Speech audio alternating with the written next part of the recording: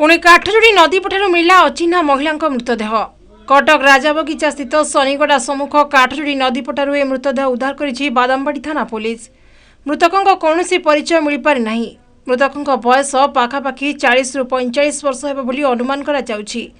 यह हत्या ना आउ कौन ता शव व्यवच्छेद पर जनापड़ियो बोली कहिसंती जोन 6 एसीपी अशोक गिरी। मृतदेह निकटरू महिला सह किछि पुरुष लोकों चपल मिली। अर्धनग्न अवस्था मृतदेह नदी पठारे पड़ितला। तेबे तदंत पर ही प्रकृत कारण जनापड़ियो बोली एसीपी कहिसंती। से तो महिला नुह जन युवती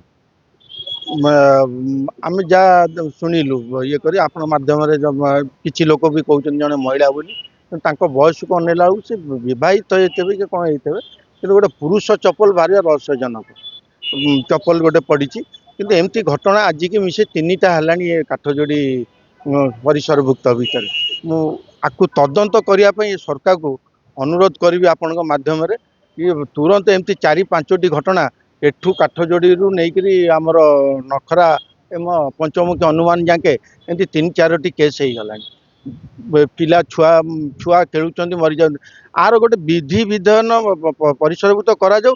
सरकार को अनुरोध करी किसी बोर्ड लगातु विपज्जनक जो अच्छी जोन से जोन यही गड़ा जो विपज्जनक से गड़ा विपज्जनक लिखा जाऊ।